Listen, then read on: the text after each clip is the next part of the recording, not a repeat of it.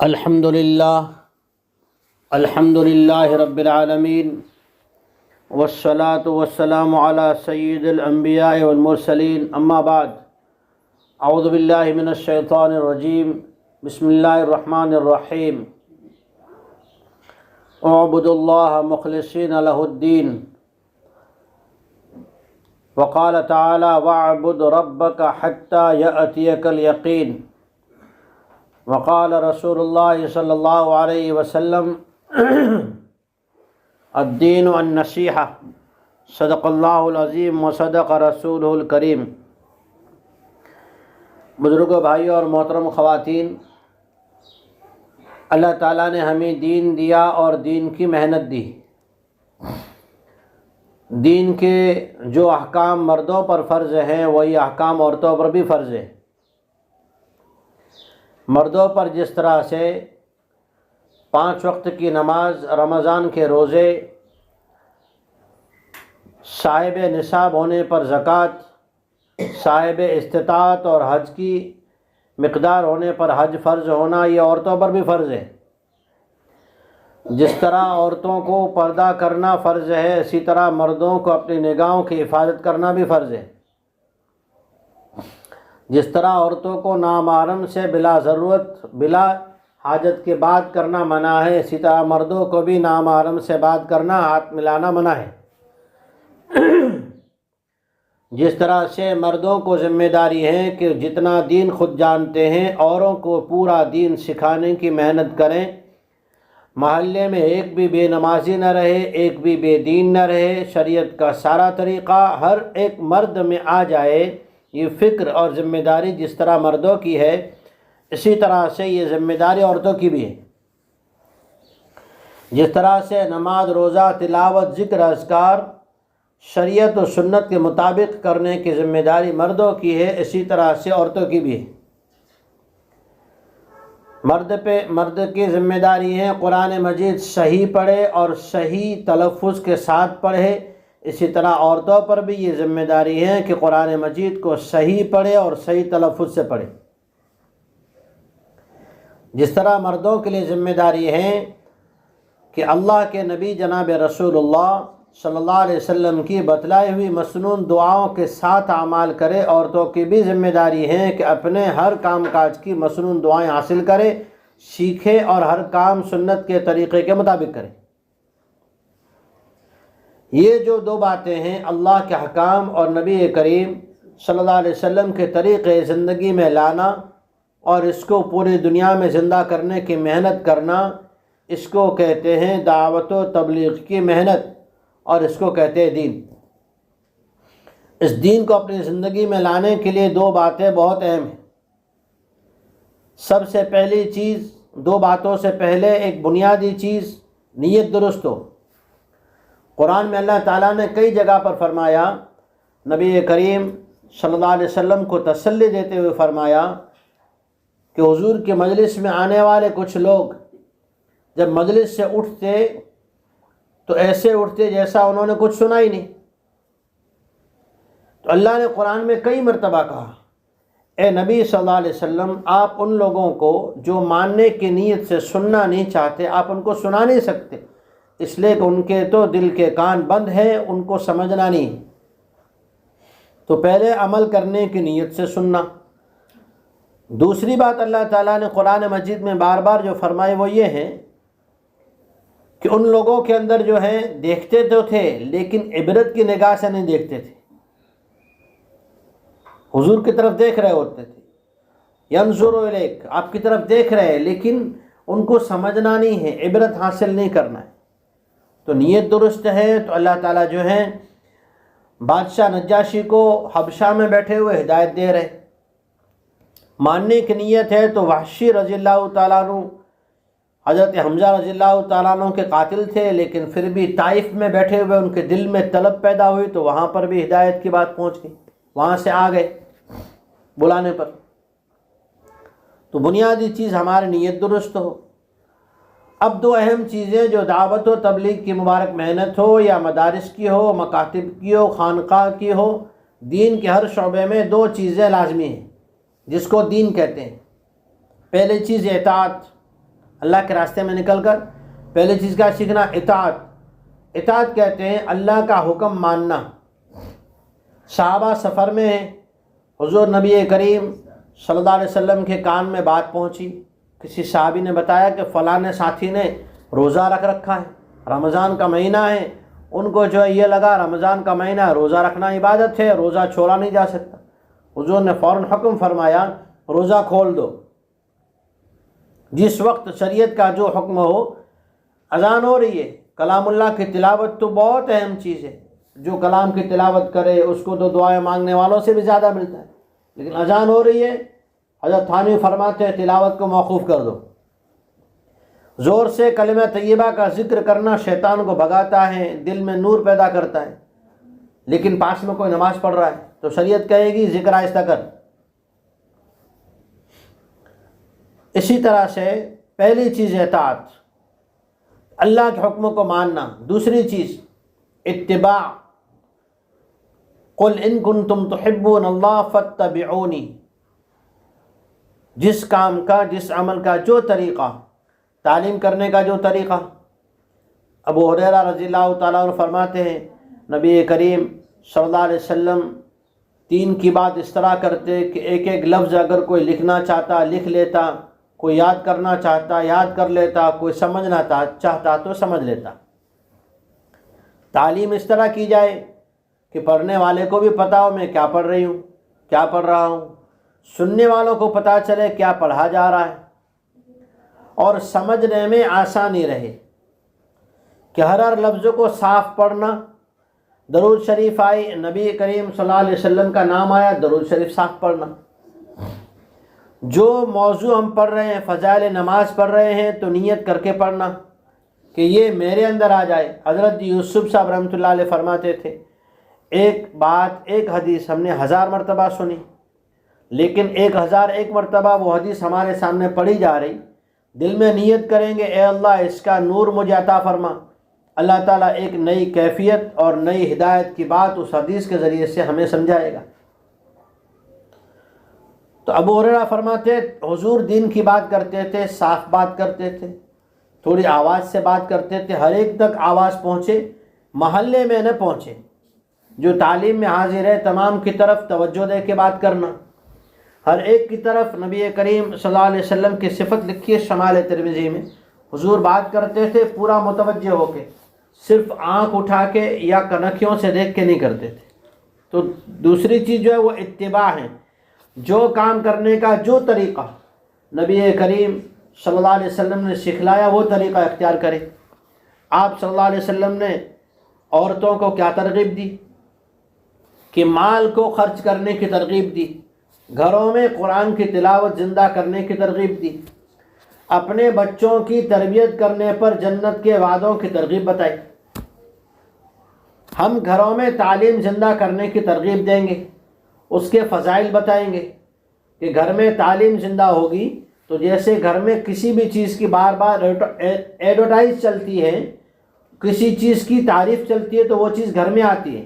گھر میں اگر بچوں کے سامنے تعلیم ہوگی تو بچے جو ہیں قرآن میں نماز کے فضائل اعمال کے ذریعے سے نماز کے فضائل، تلاوت کے فضائل، ذکر کے فضائل، اللہ کے راستے کی قربانی کے فضائل، حضور نبی کریم صلی اللہ علیہ وسلم کے گھرانوں کی سادگی کے فضائل سنیں گے تو بچوں میں بھی جو ہے یہ چیز آئے گی۔ تو تعلیم زندہ کرنے کے لیے تعلیم کے فضائل، اور فضائل کب بتائیں گے؟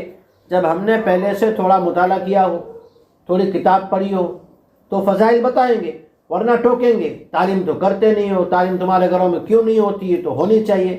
یہ الفاظ ترغیب کے نہیں ہیں، یہ الفاظ جو ہیں حکم کے ہیں، اور شریعت میں حکم نہیں ہے، حکم صرف اللہ کا اور ترغیب محمد مصطفیٰ صلی اللہ علیہ وسلم۔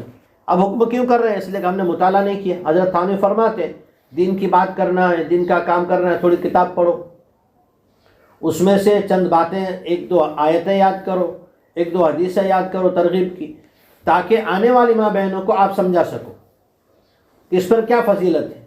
گھر میں بچے کو آپ نے سکھایا تو اس پر نبی کریم صلی اللہ علیہ وسلم نے کیا فضیلت بتائی، اللہ تعالیٰ نے اس پر قرآن میں کیا کہا ہے۔ تو یہ مطالعہ ضروری ہے۔ جن ماں بہنوں کو خواتین کو اللہ تعالیٰ نے توفیق دی ہے کام کرنے کی، اللہ اور ترقی دے، ان کے لیے یہ چیز لازمی ہے۔ علماء لکھتے ہیں کہ کام کرنے کے لیے اس کام کی فیلڈ کی چیز تیار کرنا ضروری، تعلیم کی ترغیب دیں گے، پردے کے اہتمام کی ترغیب دیں گے، اللہ جل شانہ کا نور، اللہ کی طرف سے ہدایت، اللہ کی رحمت، اللہ تعالیٰ کی طرف سے نیک اعمال کی توفیق پردے کے ذریعے سے حاصل ہوتی ہے۔ امہات المؤمنین سے زیادہ ہم نہیں ہیں، ان کو اللہ نے کیسی کیسی ترغیب دی قرآن پاک میں کہ اگر تمہارے پاس صحابی آویں، بات کریں، کوئی ضرورت مسئلہ پوچھیں تو پردے کے پیچھے سے پوچھیں، اور تم بھی آپس میں بات کرو تو آہستہ بات کرو۔ دیکھو نا، نبی کے گھر والوں کو اتنی اللہ تعالیٰ نے ایسے ترغیب دی، تو ہم تو 15ویں صدی کے عورتیں، ہمارے لیے پردے کا اللہ کا کیسا حکم ہوگا اور اس پر اللہ کی طرف سے کیسا انعام ہوگا۔ تو یہ ہے ترغیب اپنے اعمال، اطاعت اور اتباع میں۔ آج تک جو میں نماز پڑھ رہی تھی، اس نماز میں کون سی صورتیں پڑھ رہی تھی، کس انداز سے پڑھ رہی تھی، اب مجھے جو ہے سنتوں میں کون سی صورتیں پڑھنا ہے، اور اگر جو ہے سفر ہے، کہیں جانا ہے، تو اس وقت کون سی صورتیں پڑھنا ہے۔ جیسے فجر میں سورہ سجدہ اور سورہ دہر پڑھنا سنت ہے، اگر سفر و روانگی کا وقت ہے اور گاڑی کا وقت ہے تو اس وقت فجر کے اندر بھی کبھی سورہ فلق اور سورہ ناس بھی پڑھنا حکم ہوتا ہے۔ تو یہ چیزیں ہیں اطاعت اور اتباع۔ تعلیم کرنے کا بھی اصول، تلاوت کرنے کا، کہ عائشہ رضی اللہ تعالیٰ عنہ تلاوت کر رہی لیکن آواز باہر جا رہی، تو حضور نے منع نہیں کر دیا، ایک ڈھیلا لے کر آئے، پتھر لے کر آئے، اور جہاں سے آواز باہر آ رہی تھی اس کو بند کر دیا۔ تو ہم کھڑکی بند کر دیں گے کہ آواز باہر نہ جائے، لیکن تلاوت کو بند نہیں کرائیں گے۔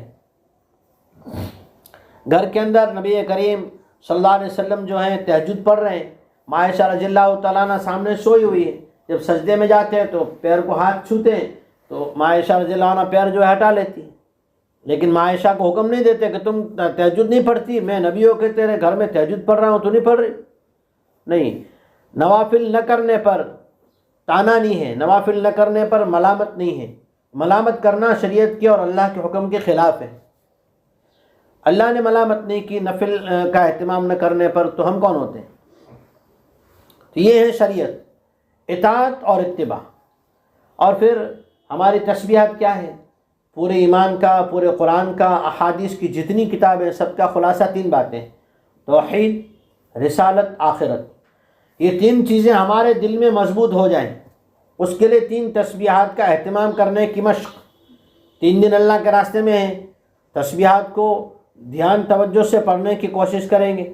پہلے ترجمہ بھی یاد کریں گے، تسبیح پڑھتے رہیں گے، لیکن سبحان اللہ کا ترجمہ کیا ہے، الحمدللہ کا کیا ہے، اللہ اکبر کا کیا ہے، لا الہ الا اللہ کا ترجمہ کیا ہے، لا حول ولا قوت الا باللہ کا ترجمہ کیا، درود شریف کا ترجمہ کیا، ہم استغفار پڑھتے اس کا کیا ترجمہ ہے۔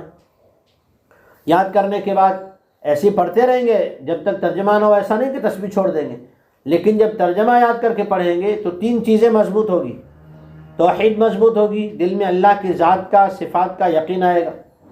پھر جب درود شریف پڑھیں گے، حضرت شیخ زکریا رحمۃ اللہ علیہ کے پاس ایک بندہ آیا اور کہا مجھے نیک اعمال کا شوق ہی نہیں ہوتا۔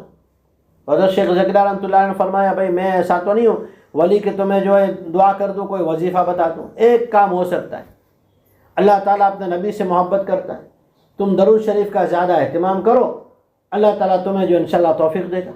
کچھ وقت کے بعد آئے اور کہنے لگے الحمدللہ میرے اعمال پورے ہونے لگے۔ استغفار کے ذریعے سے آخرت کی، موت کی یاد ہوگی۔ ابو ذر رضی اللہ تعالیٰ عنہ نے ایک بار نصیحت کرتے ہوئے فرمایا کہ تم لوگوں کو مرنا ہے، دنیا میں کیوں آئے؟ کہ موت کے لیے آئے، مرنے کے لیے آئے۔ پھر فرمایا کہ موت کی تیاری نہیں ہے اور ایسی چیزوں کے پیچھے محنت کر رہے ہیں جو ویران ہونے والی، یعنی عمارتیں، مکانات، بلڈنگیں کیا ہوگی کہ یہ ویران ہوگی۔ اور 2 چیزوں سے تم نفرت کرتے ہو، ناپسند کرتے ہو، حالانکہ وہ دونوں چیزیں اچھی ہیں۔ کون سی 2 چیزیں؟ ابو ذر رضی اللہ تعالیٰ عنہ نے فرمایا ایک جو ہے وہ فقیری ہے اور ایک موت ہے۔ ضرورت کی روزی مل گئی اور موت کی یاد مل گئی، فرمایا بڑی نعمت ہے۔ ابو درداء رضی اللہ تعالیٰ عنہ نے ایک اور چیز بڑھا کے بیان کی کہ ایک موت اور ایک بیماری، 2 چیزوں کو آدمی پسند نہیں کرتا، لیکن یہ 2 چیزیں اللہ کی یاد دلا دیتی ہیں۔ جیسی زیادہ بیماری ہو تو آدمی کیا کرتا ہے؟ اللہ اللہ پکارتا ہے۔ تو جو احکامات مردوں پر ہیں، جو ذمہ داریاں مردوں پر ہیں، وہ مردوں کی حیثیت سے ہیں، وہی ذمہ داریاں عورتوں پر عورتوں کی حیثیت سے ہیں، لیکن اس کے یہ اصول ہیں، اطاعت ہو اور اتباع ہو۔ جہاں جا رہے ہیں وہاں پر ہمیں تعلیم گھروں میں زندہ کرنے کی ترغیب دینا ہے، نقد جماعت نکالنے کی ترغیب دینا ہے، گھروں میں تلاوت زندہ ہو، بچوں کی دینی تربیت ہو، میاں بیوی کے اندر آپس میں ایک دوسرے کا ادب احترام ہو، ایک دوسرے کے لیے وقت دینا ہو، اور اپنے محلے میں کوئی بھی گھر بغیر تعلیم کے نہ رہے، کوئی عورت بے نمازی نہ رہے، کوئی عورت بے پردہ نہ رہے، کسی کا بچہ جو ہے وہ شریعت کے خلاف تربیت نہ ہو رہی ہو۔ یہ عورتوں کی ذمہ داریاں ہیں۔ یہ ذمہ داریاں اپنی ذات میں ہم پہلے شروع کریں گے۔ اللہ کے راستے میں جا رہا ہے، نیت کریں گے کہ ہم جو ہے ان چیزوں کو خود اپنائیں گے۔ جب ہماری نیت ہوگی تو داعی کی نیت، اس کا اثر جہاں بستی میں جماعت جاری ان پر پڑتا ہے۔ داعی جیسی نیت کر کے نکلتا ہے، جو عورت جس محلے میں جیسی نیت کرتی ہے، اللہ تعالیٰ آج نہیں تو کل جب دین پہنچائے گا، اس نیت کرنے والے مرد اور نیت کرنے والی عورت کو، جنہوں نے مکمل دین وہاں زندہ کرنے کی نیت کی ہے، اللہ تعالیٰ اجر عطا فرمائے گا۔ اس لیے اللہ کے راستے میں ہم جا رہے ہیں، اللہ نے قبول کیا، اللہ ہی کی توفیق سے جا رہے ہیں اور اللہ ہی کے لیے جا رہے ہیں۔ میں نے آیت کریمہ پڑھی نا، فَاعْبُدُوا اللَّهَ مُخْلِصِينَ لَهُ الدِّينَ، دین کا ہر کام کرو صرف اللہ کو راضی کرنے کے لیے۔ یہ نہیں کہ مشورے میں سنانے کے لیے ہماری جماعت سنائی جائے، اکابر راضی ہو جائیں، یہ تو شرک ہے۔ اللہ راضی ہو جائے، یبتغون فضلا من اللہ ورضوانا، اعبدوا اللہ مخلصین لہ الدین، اللہ ہی کو راضی کرنے کے لیے کرنا ہے، کسی کو سنانا نہیں، کسی میں برتری ظاہر نہیں کرنا۔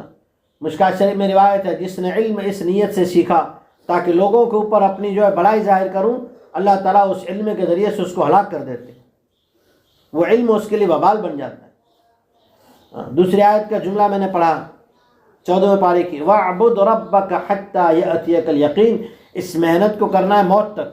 کب تک کرنا ہے؟ موت تک۔ ہر وقت نیت کو درست کرتے رہنے کا، اور اپنی جو زندگی کے اعمال ہے اس کے اندر دیکھنا سنت طریقہ کون کون سا ہے، اور کون کون سی مسنون دعائیں آج تک یاد نہیں تھی، اب یاد کریں گے۔ ایس نیت کے ساتھ، عزم کے ساتھ ہم جا رہے ہیں۔ اللہ تعالیٰ ہمیں جو ہے جہاں جا رہے ہیں اللہ تعالیٰ وہاں ہدایت پھیلا دے، ہم سب کو بھی ہدایت عطا فرما دے۔ آخری بات کہہ رہا ہوں، قرآن میں اللہ نے ہدایت کے بارے میں 2 باتیں کہی۔ سورہ فاتحہ میں کہا کہ دعا مانگو روزانہ زیادہ ہدایت کے لیے، اہدنا الصراط المستقیم، اہدنا الصراط المستقیم، دعا۔ اور پھر اللہ تعالیٰ نے اس کے لیے عمل ایک بتایا، والذین جاہدوا فینا، اپنے نفس کے خلاف جتنا مجاہدہ کریں گے اتنی مقدار میں ہدایت ملے گی۔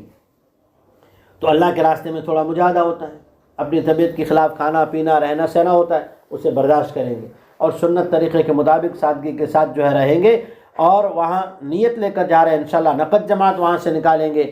آنے والے اجتماع جو 17، 18، 19 کا، اس کی خوب محنت کریں گے، ایسی نیت کر کے جا رہے ہیں کہ وہاں سے ہر گھر میں سے ایک فرد اللہ کے راستے میں جائے، اور ہر گھر میں تعلیم اور سنت اعمال زندہ ہو جائے۔ اللہ تعالیٰ عمل کرنا اور اس 3 دن کو جو ہدایت کا ذریعہ بنائے، عمل کے لیے قبول فرمائے، آمین۔